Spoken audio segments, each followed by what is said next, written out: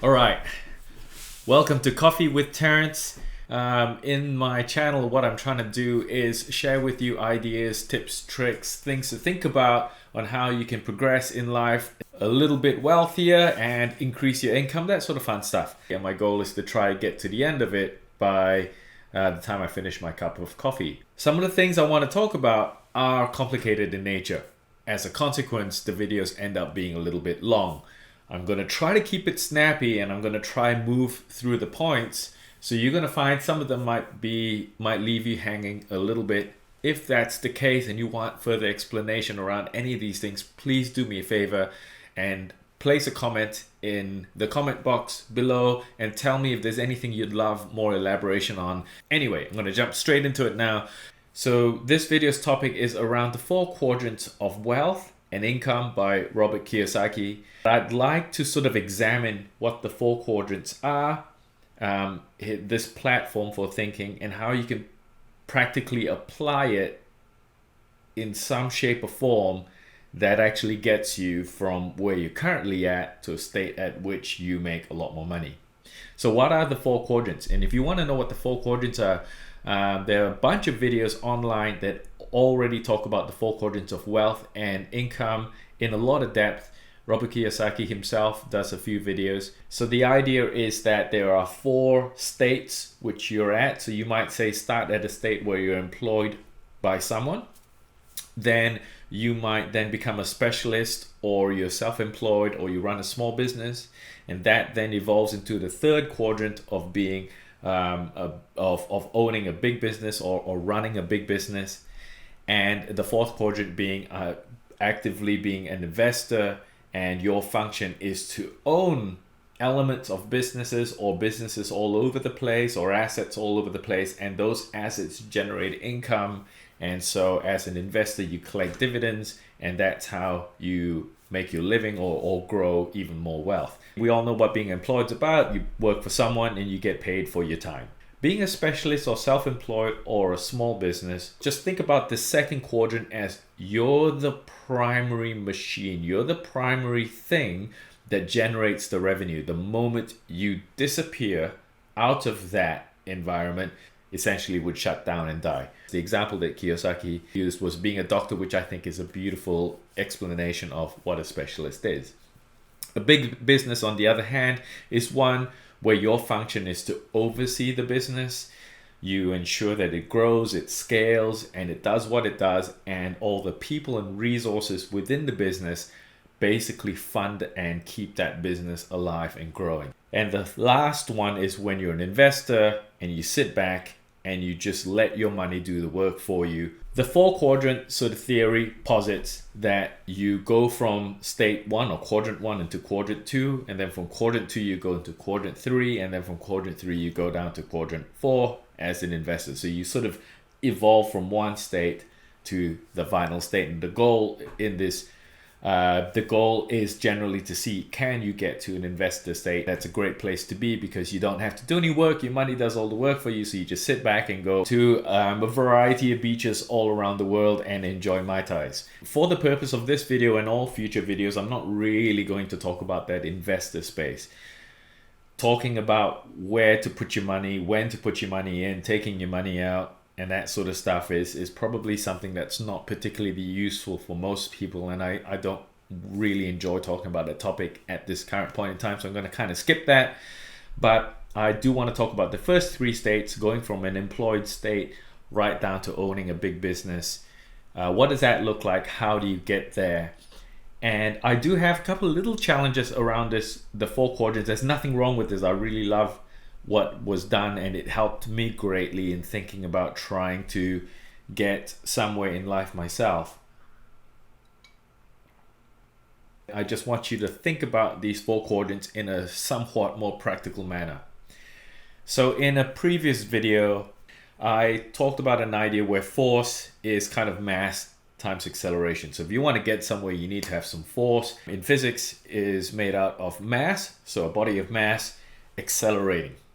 And let's talk about mass for a moment. I've broken it into 5 things you can think about, but there's probably more. It's kind of loosely your financial mass, so how much money you currently have, how much property you own, that sort of stuff. Do you own businesses currently? That sort of describes your mass. So if you have absolutely no money and you're in poverty, then you don't have a lot of financial mass. But if you were just gifted $2 million or you won lotto last week, then you're someone with a lot of financial mass. Your profile, do people know you? Do they know you in a good light, or do they know you in a bad light? So your profile, there's some mass there. The relationships you currently have and the relationships you can activate. So knowing someone versus knowing someone and being able to leverage that relationship and make something happen. But also it's your ability, it's also some of the people around you and the sum of the goodwill that you have spent in your relationships to earn the trust. You might know a lot of people, but you have not invested in them, so they don't really give a shit about you. So when you want to do something, no one turns up to help. So you might have a lot of connections to a lot of people, but your relationship poor. You don't have a lot of mass there. So just think about your relationships there. Are they worth something? And also you might know a whole bunch of people, but none of them could help you because all of them are in a terrible state themselves, and they're not the sort of people who can help anyone else. Of course the phone would ring. Your experience and your knowledge, you start off with not a lot of that, and as you go through life and you do different things, you pick up a lot of experience and knowledge. So that's an asset, and that's part of your mass. And your time, or rather more specifically your available time. If you have no available time at all, then you have very little time mass. So it's more around, think about it more as available time rather than just strictly time, because we all have 24 hours in a day. It's what time can you meaningfully utilize. Oh, stop it, phone. And let's talk about the other part of the equation, acceleration. So acceleration, in my previous video, I sort of explained it as belief. If you believe in things, you're creating acceleration. If you're getting people to believe in your ideas, that's creating acceleration.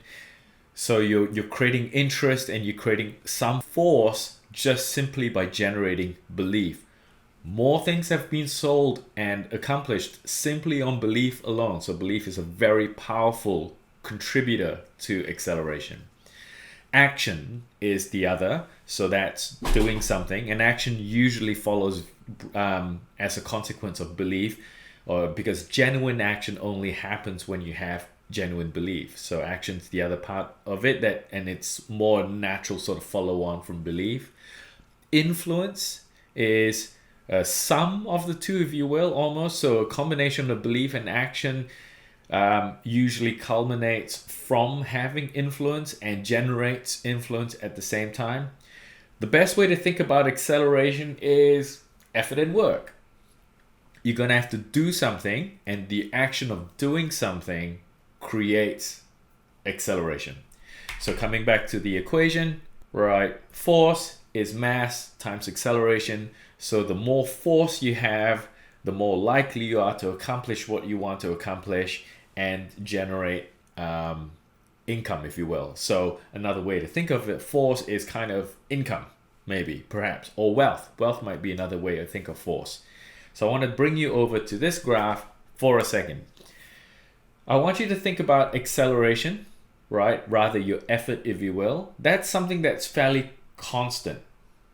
Like it kind of comes up and down a little bit, but you can kind of think that there's a limit to how much acceleration you can provide. You can individually provide, you can personally provide. There's a limit to how much you can do because there's only 24 hours in a day. Your mass, on the other hand, can grow. So yesterday you had $100, tomorrow you had $200. Yesterday you knew one person who was going to help you. Today you know 50 people who are going to help you. Yesterday, you didn't know how to build a website. Today, you do. Yesterday, you didn't know how to market. Today, you do. So as you can imagine, that mass actually grows. People didn't like you yesterday. People seem to like you more today. So you're able to think of mass as something that you can actually accumulate over time. And the combination of your mass and that acceleration will sort of mean that you'll have an increase, or if assuming that your mass is increasing and that you're able to keep your acceleration fairly constant, you can imagine that your wealth and your income sort of goes with that at the same time. So this is really the same view as the 4 quadrants, right? The only thing is that with the 4 quadrants, it's probably saying something along the lines of, this is quadrant 1, so at the very far left. Perhaps somewhere here, you're at quadrant 2. Maybe the point at which your mass is greater than your acceleration, so the mass it's doing the work for you. That might mean a different state of, that might mean, say, maybe quadrant 3. And maybe at this quadrant, at this final state here, where your mass is far surpassed what you can provide, that's another state as well. I'm just removing the borders at the moment of the 4 quadrants, and I want you to think of it linearly instead. So there is no arbitrary line that is distinguishing what self-employed is, or employed, or running a big business looks like, or being an investor. I'm just removing all the barriers. And the reason why I want to do that for a moment is that, particularly in today's day and age, it is very possible to be working for someone whilst running a small consulting business, whilst scaling up an e-commerce store, whilst doing something else. So you might be, or whilst owning 4 or 5 properties. So you might find yourself actually quite possibly being in all 4 quadrants at the same time. And it might actually suit you from your personality perspective and your lifestyle choices. It might actually suit you very nicely. So I just want to remove those borders for a moment, and I just simply want you to think about, am I able to grow my mass? Because that's the primary thing that's going to make a difference. Your mass has to grow. Your acceleration really just needs to stay constant. I've drawn nice straight lines, but in reality, all of it's kind of squiggly. So you can think about your acceleration, or rather the effort that you can put in there. It comes in bouts. There are days where you're really energetic and you're ready to go, and then the other days you don't feel like doing anything. You might be really disheartened for months on end, and your energy level goes to nothing. Your life circumstances might change, so that drops out to nothing as well. Or perhaps you suddenly find yourself with a lot of time, so your effort can bounce up and down. The other part to it is your mass bounces up and down too. I've been in situations where I've had a lot more financial wealth, so that's been up and down. You might find yourself in a situation where people like you, people don't like you, the world around you is changing. People who you thought you could depend on are not people that you can depend on anymore. You might find the skills and the knowledge that you've gained are no longer valuable or useful to help you gain further steps forward. So you don't really go from quadrant 1, hit quadrant 2, go to quadrant 3, and then get to quadrant 4. Ta-da, you're there. It's not quite as straightforward as that, and that's really all this squiggle graph is about.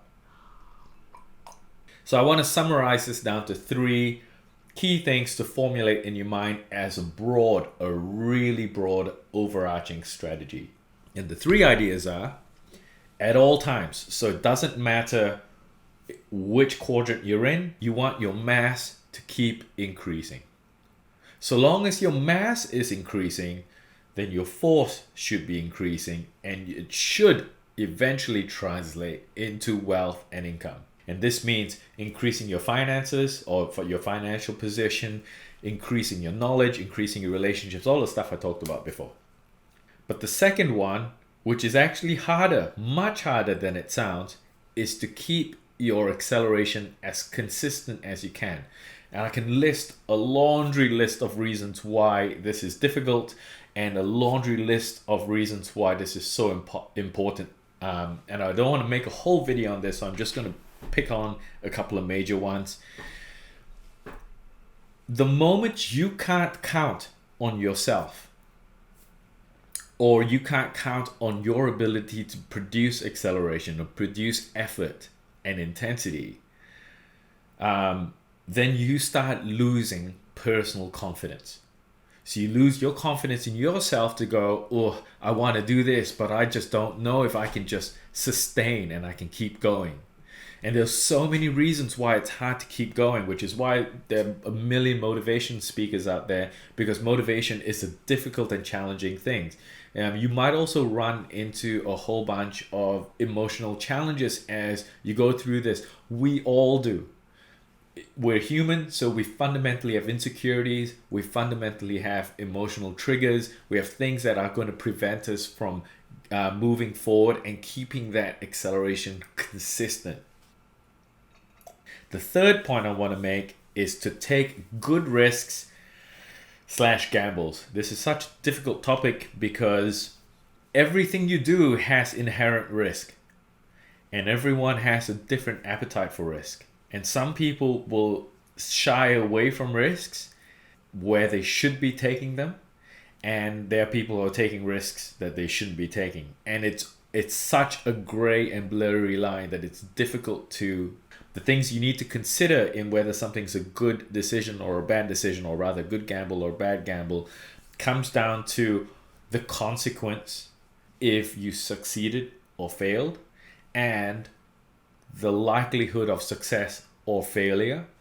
And then you have to balance that risk and that gamble against other concurrent risks and gambles you're taking, plus all the future risks and gambles that you may choose to take. So it's very, very specific to you, and it's very difficult to just articulate this is a good risk or that's a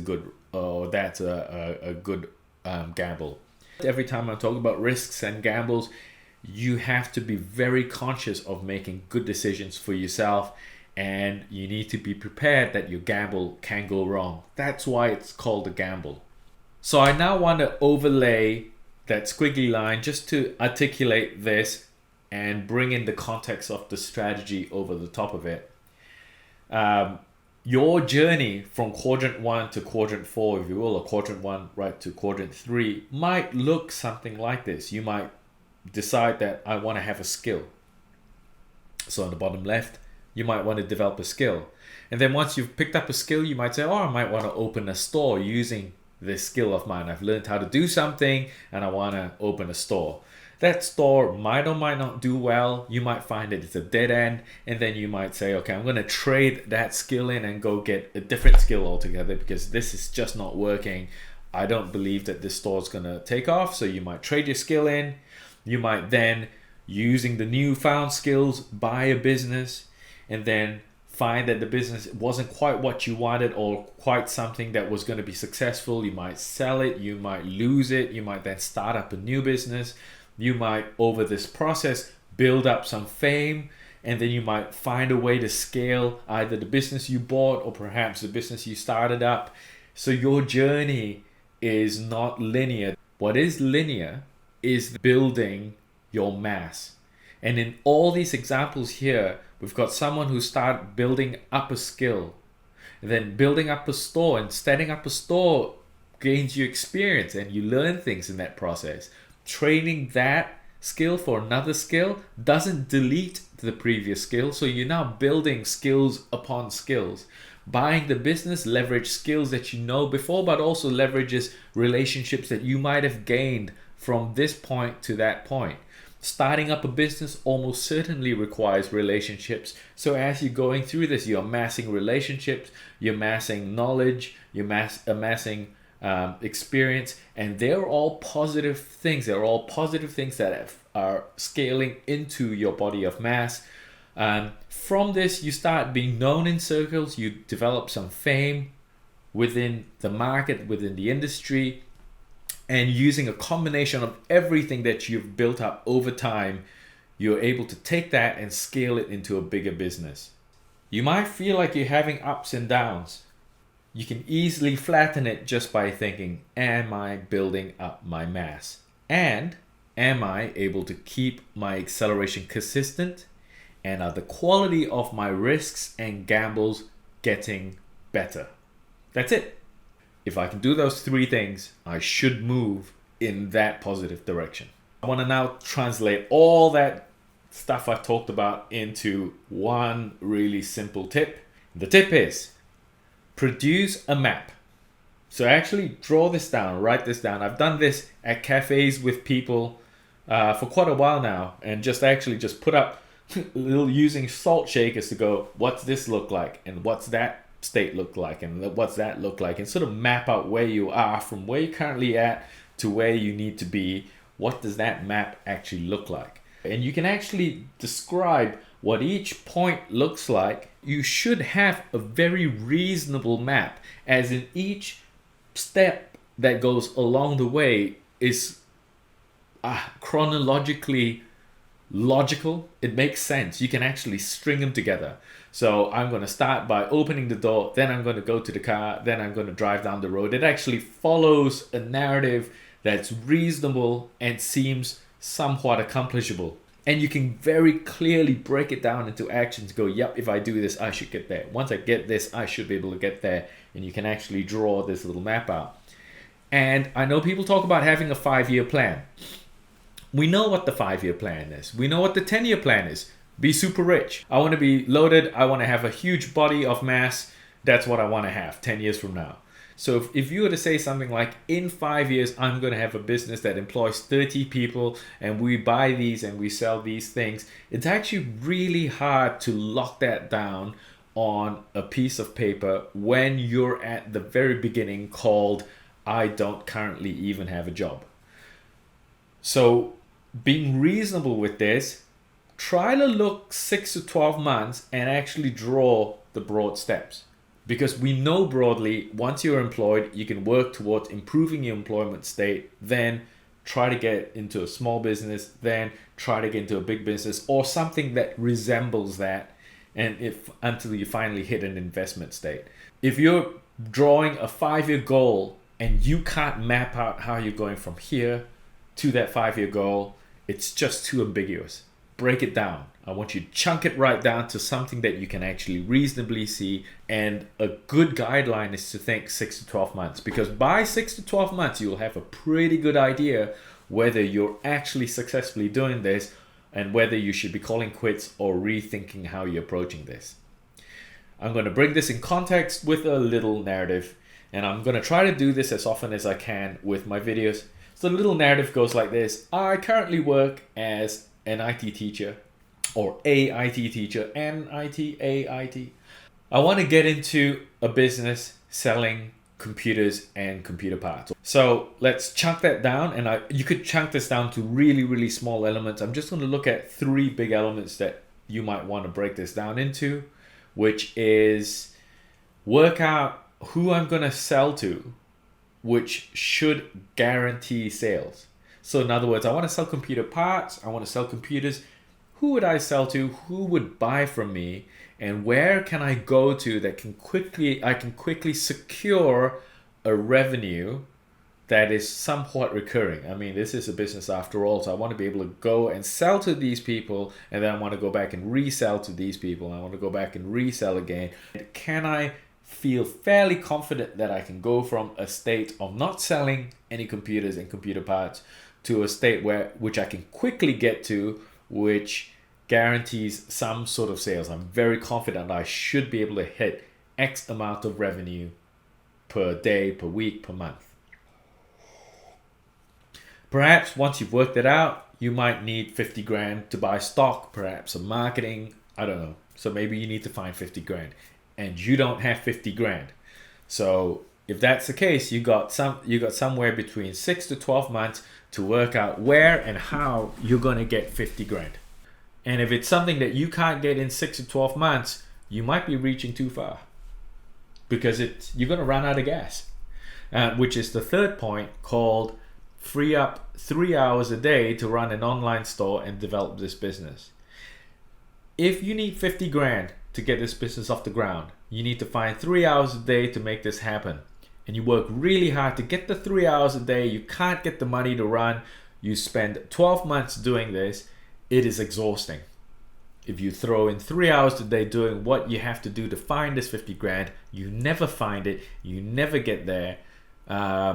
It's exhausting, and you will crash. And this simply means that you're going to run out of steam, which is why it's so difficult to hold this consistent acceleration. So it's important for you to set something that you think you can actually do in 6 to 12 months.